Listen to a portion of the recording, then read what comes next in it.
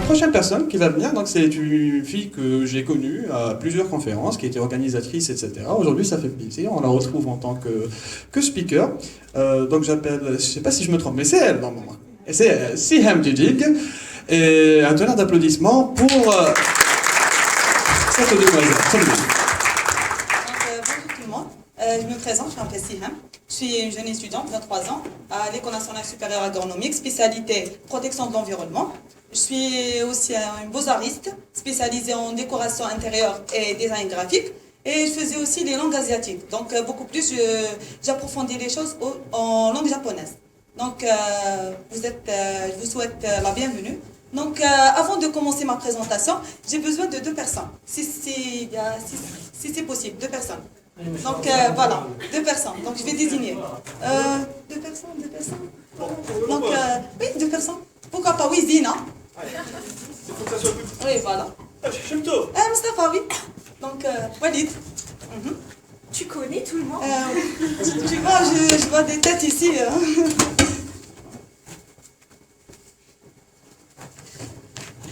Donc voilà, j'ai 2 personnes, un garçon et une fille, d'accord, un homme et une femme. Donc si je demande à Walid de fermer ses yeux, d'accord, donc tu fermes tes yeux, voilà. Et j'ai Zina ici comme une personne, d'accord. Donc cette personne, je vais lui demander, c'est une fille, donc voyante, voilà. Et j'ai un autre aveugle, donc c'est un homme aveugle, ça va? Donc vous comprenez un peu. Donc si je demande à Zina de sauter, elle va sauter parce qu'elle est capable. Elle est voilà, elle est voyante. Mais si je demande, oui, elle peut sauter. Oui, tu peux faire ça. D'accord. Mais si je demande à Walid, de sauter, il ne peut pas. Parce qu'il est... Non, peut-être qu'il peut, oui. Non, je vais t'expliquer. Peut-être, mais c'est la logique, il ne peut pas. Parce qu'il est non-voyant, donc il a peur de sauter, de tomber. D'accord. Donc, mais si je fais l'inverse. Donc, je fais l'inverse, donc tu ouvres tes yeux. Donc c'est à Zina de fermer ses yeux. D'accord. Si je demande à cette personne de fermer ses yeux, donc la logique c'est que cette personne, oui, la logique c'est que c'est une personne voyante, elle peut sauter, mais une personne non-voyante, elle ne peut pas sauter. Donc d'accord. Mais si je fais l'inverse, je demande à la personne voyante de sauter. Elle va me dire que je ne peux pas parce que j'ai peur. D'accord. Donc mais si je demande à l'autre personne de sauter, malgré qu'elle est aveugle, mais elle peut sauter. Donc elle va me dire, oui, je prends le risque et je vais sauter. Donc, merci beaucoup. D'après cette démonstration, je voulais juste vous dire qu'il faut avoir la confiance en soi. Je suis la cofondatrice du projet Yes, I Can Change My Country. C'est un grand projet qui doit être réalisé au plus vite possible, d'accord? Donc c'est un projet en collaboration avec des Américains et des Chinois. Ce projet, Yes I Can Change My Country, c'est un projet qui est organisé par un homme aveugle, qui a pris cette responsabilité de créer un grand projet qui s'appelle Yes I Can Change My Country. Ce projet, c'est un projet international qui doit être réalisé cet été. D'accord, donc restez au courant avec Rotois et vous allez découvrir le projet. Donc comme je me suis dit, c'est un grand projet qui doit être réalisé en Algérie en collaboration avec des Chinois et des Américains. Donc cette personne-là, donc c'était un homme, il avait un autre ami. Donc un ami riche, son ami proche, c'est un homme riche. Donc il a essayé de lui convaincre d'aborder, de faire ce projet, de créer ce projet. Donc il lui a dit non, je ne peux pas parce que donc c'est question de confiance en soi, donc il n'est pas capable d'apprendre cette initiation. Mais la personne aveugle, elle a pris cette initiation de créer ce projet. Et croyez-moi, c'est un grand projet qui va faire la buzz. D'accord. Donc c'est juste pour vous dire qu'elle avait la confiance en soi, donc elle a pris cette initiation de créer ce projet. Donc faites confiance en vous-même et je suis sûre que vous allez arriver et vous allez faire ce que vous voulez le faire au futur proche, Inch'Allah. D'accord. Et pour cela, je voulais juste vous dire que c'est quoi Khotoua. Khotoua pour moi, donc ils ont expliqué c'est quoi Khotoua, la conférence et tout. Mais pour moi, Khotoua, Donc, khotwa, c'est quelque chose c'est de faire le pas. De faire le pas vers le bien. D'accord. Vous êtes tous avec cette notion. Donc, khotwa pour moi, avant, j'ai l'habitude d'être... je suis très, très active dans le domaine associatif et tout. Et à chaque fois, quand par exemple, je prends la responsabilité d'être un speaker ou bien de participer dans un événement, la première des choses qui m'inspire, c'est le nom de l'événement. Quand je dis, par exemple, effet papillon, je cherche directement c'est quoi effet papillon. Pourquoi ils ont comment ça se fait quand c'est quoi cette notion, c'est quoi effet papillon, pourquoi ils ont choisi le nom. Donc c'est la même chose pour toi. La chose qui m'a inspiré, c'est le nom. Que veut dire khotwa? Donc avant ça, j'ai envie de vous dire un mot sur ça, sur la réflexion. D'accord. Donc j'ai participé dans un concours international pour un voyage au Japon. J'ai eu le 3e prix, donc vous pouvez dire, bon, c'est pas un échec, mais comme le premier prix c'était pour une jeune fille, donc une jeune fille américaine qui avait la chance de voyager au Japon et tout. Donc dans ce concours, c'est pas la compétence qui a compté pour les Japonais. Comment ils ont jugé les étudiants. Ils ont pas jugé la compétence ou bien le concours ou les notes du concours. Parce qu'on a eu tous la même note, d'accord. Mais ils ont jugé par les mails. Donc c'est quoi les mails? Les Japonais ou bien les Chinois, les Asiatiques beaucoup plus, ils ont cette réflexion et ils pensent ils arrivent à critiquer, à juger les étudiants d'après leur email. Donc ils disent que cette personne, si elle a par exemple un bon email, la première personne par exemple, elle avait un email qui s'appelle Bright Ideas. Vous connaissez c'est quoi Bright? Donc c'est la lumière et Ideas c'est les idées. Donc c'est la lumière des idées. Donc elle a eu le premier prix parce qu'ils jugent les étudiants et ils disent qu'on peut arriver à critiquer ou à juger cette personne d'après l'email. Vous voyez, la deuxième personne qui a eu le 2e prix, elle avait un email qui avait un email, c'est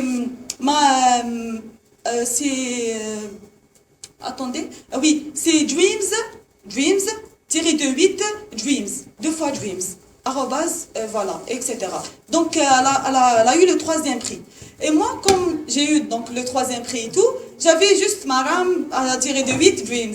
Donc quand je me suis arrivée à la maison et tout, j'ai changé j'ai désactivé ma boîte email et j'ai essayé d'ouvrir une autre boîte email. Donc une boîte email avec un autre email avec un autre titre qui peut il fait une réflexion à ce qu'on pense et à notre personnalité. Vous voyez comment il juge? Il juge la personne il juge la personnalité de cette ou cette personne avec l'email.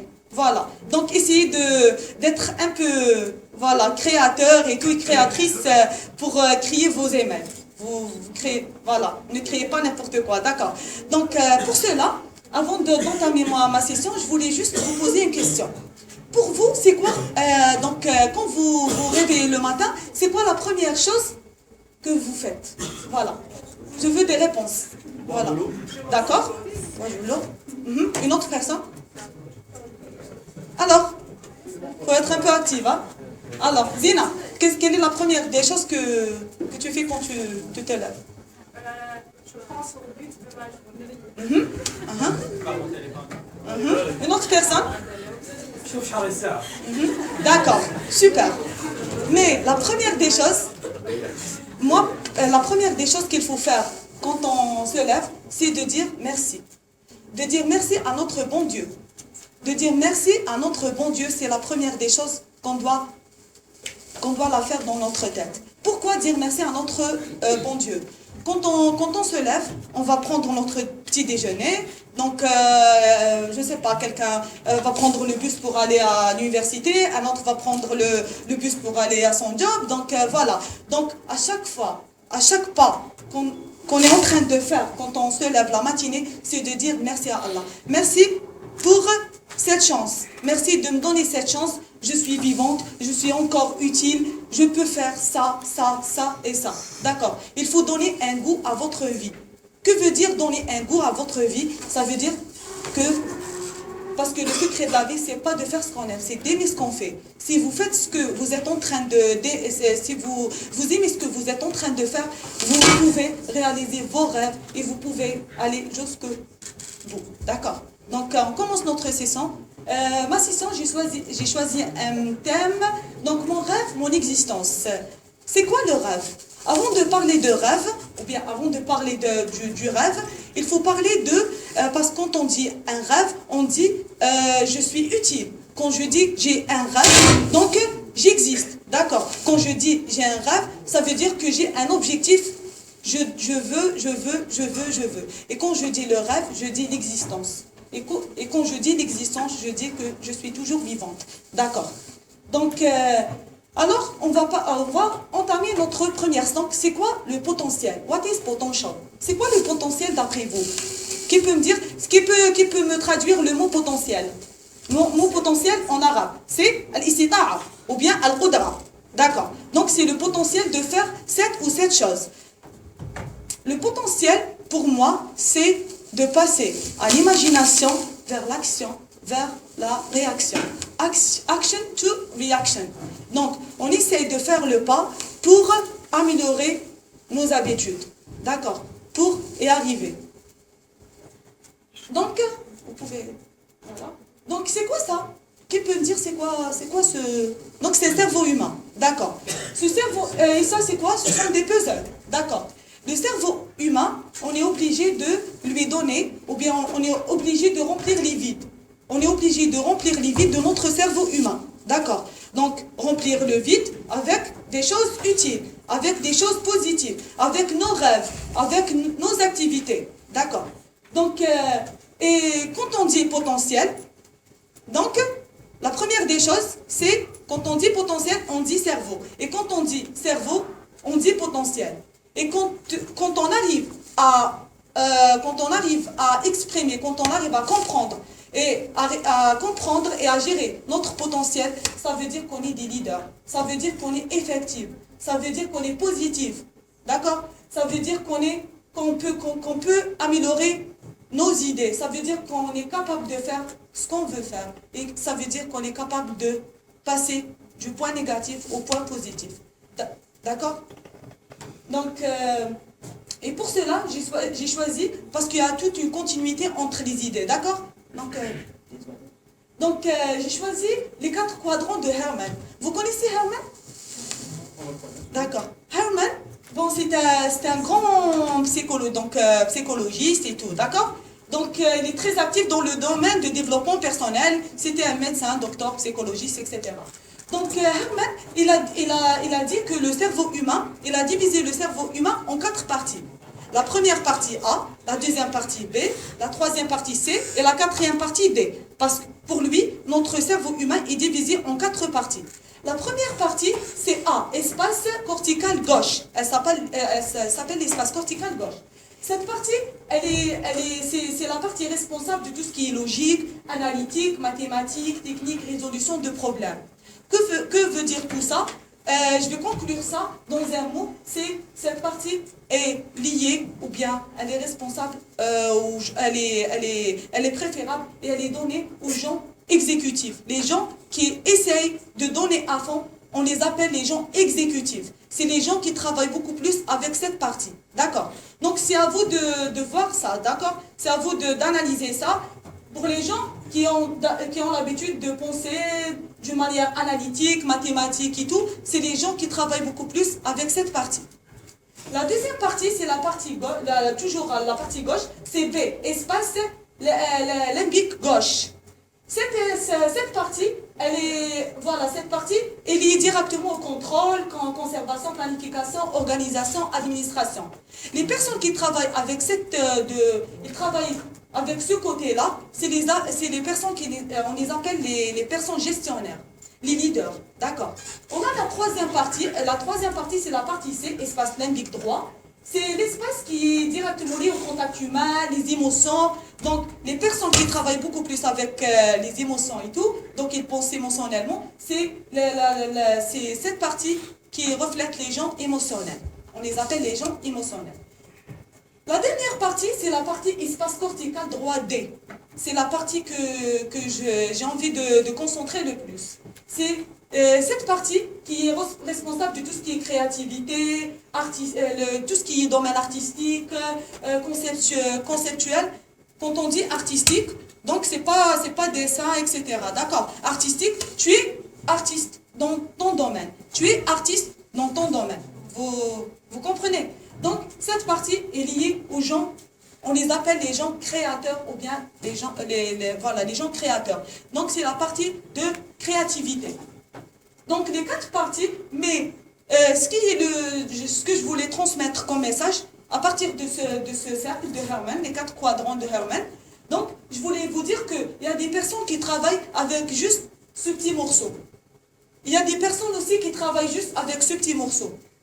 Il y a d'autres gens qui travaillent avec ce petit morceau, et il y a d'autres gens qui travaillent avec ce petit morceau. Mais ce que on est obligé de savoir, c'est qu'on est capable de travailler avec les 4 parties.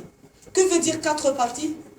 On donne 50% à l'exécutif, on donne 50% à la gestion de nos compétences et de tout ce qu'on est en train de faire. On donne aussi une autre partie pour la créativité et une partie pour tout ce qui est émotionnel.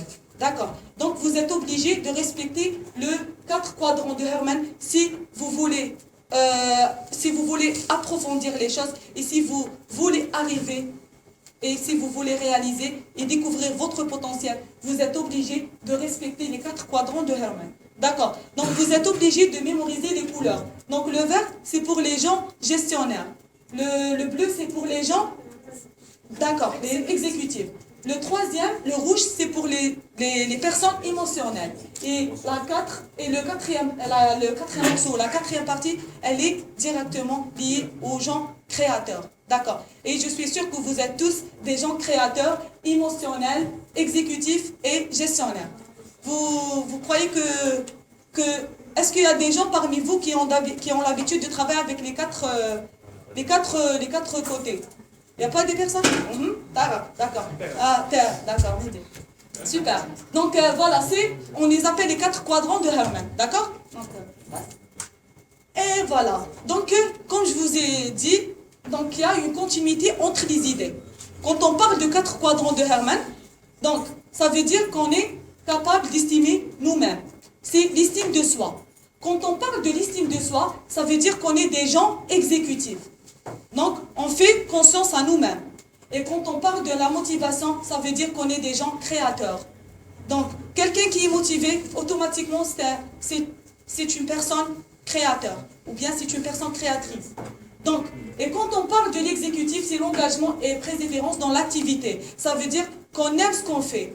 Parce que, comme j'ai dit auparavant, le secret de la vie, c'est pas de faire ce qu'on aime, mais c'est d'aimer ce qu'on fait. Si on arrive à aimer ce qu'on est en train de faire, tout va être facile. Et la 4e position, c'est des sentiments d'efficacité et de fierté, c'est la partie émotionnelle. D'accord. Donc il y a tout un lien. Si vous estimez vous-même, donc vous êtes des gens motivés. Si vous êtes des gens motivés, donc vous êtes capable de s'engager et de rentrer dans l'activité. Et si vous êtes capable d'engager dans telle ou telle chose, donc vous êtes des gens émotionnels et vous êtes fiers de ce que vous êtes en train de faire. D'accord? Donc, c'est tout un protocole. Estime de soi, motivation, persévérance et émotion. Donc, voilà, merci. Bon, donc pour l'estime de soi, il y a 3 points à respecter. Le premier point, c'est qu'il faut dire toujours « Je suis capable d'exprimer mes besoins. Je suis capable d'exprimer mes désirs. Je suis capable d'exprimer mes sentiments. Je suis capable d'exprimer mes idées et mes opinions. » Le deuxième point, c'est que je suis capable de faire des choix personnels. Que veut dire choix personnel? De dire non quand il le faut et de dire oui quand il le faut. Le troisième point, c'est de prendre ma place dans un groupe. Que veut dire prendre une place dans un groupe? Il faut être actif, mais il faut toujours donner à fond. Il faut être très créateur. Donc, et si on arrive à suivre les 3 points, et si on arrive à appliquer ces 3 points, ça veut dire qu'on fait une affirmation à notre soi. Ça veut dire qu'on fait confiance à nous-mêmes. Et ça veut dire que je suis capable. I'm possible. Je suis capable. Qui veut dire je suis capable? Donc, je suis conscient de ma valeur personnelle. Il ne faut jamais être autant. Donc, vous êtes capable de faire cette ou cette ou cette ou cette chose. D'accord? Donc, ce petit proverbe, donc je suis très inspirée un peu plus de mon professeur de chinois. Mon professeur de chinois, il dit toujours cette phrase. Et il répète toujours cette phrase quand on commence notre cours. D'accord? Donc, je suis capable du meilleur et du pire, mais c'est dans le pire que je suis le meilleur. D'accord? Donc, voilà. Donc, Walid. Et bien sûr, la potentialité, ou bien quand on découvre notre potentiel, ça veut dire qu'il faut respecter le temps.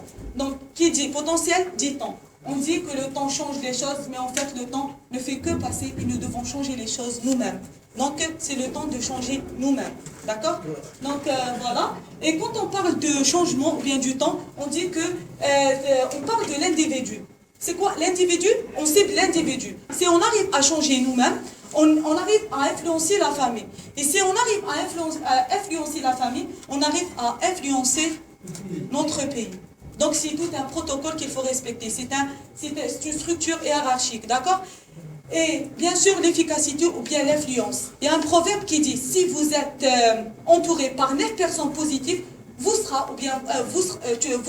le 10e. Et si vous êtes entouré par 9 personnes négatives, vous serez le 10e. D'accord?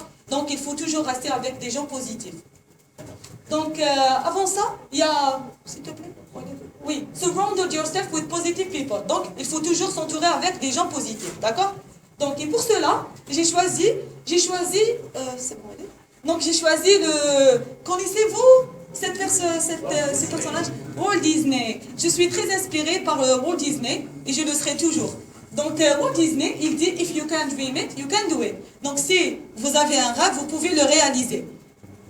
Remember that the whole thing started with the dream and the mouse. Donc, il a commencé son carrière avec un petit Mickey Mouse. Voilà, avec Mickey Mouse. Il a fait 3 dépressions. Il a vécu 3 échecs dans son parcours.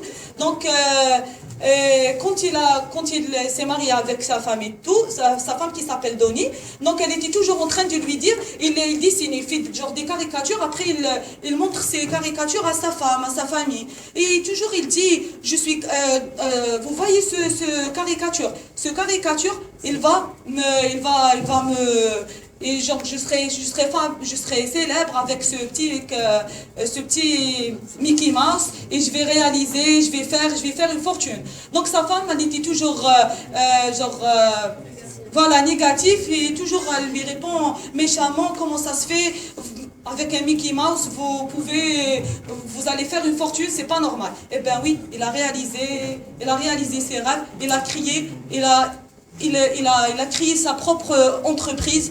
Et bien sûr, le Walt Disneyland, c'est lui le fondateur de Walt Disneyland. Voilà, il a arrivé à réaliser ses rêves. Je veux juste finir ma présentation par une petite... voilà, je voulais juste vous dire que je suis toujours dans le bon chemin et je suis en train de réaliser mes rêves.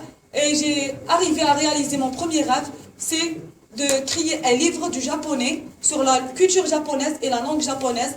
Et vous êtes tous invités à avoir mon livre. Donc je vais parler avec mes collègues du Khotoa. Ils vont vous inviter. Normalement, vous avez tous les emails du président et tout pour avoir mon livre gratuitement.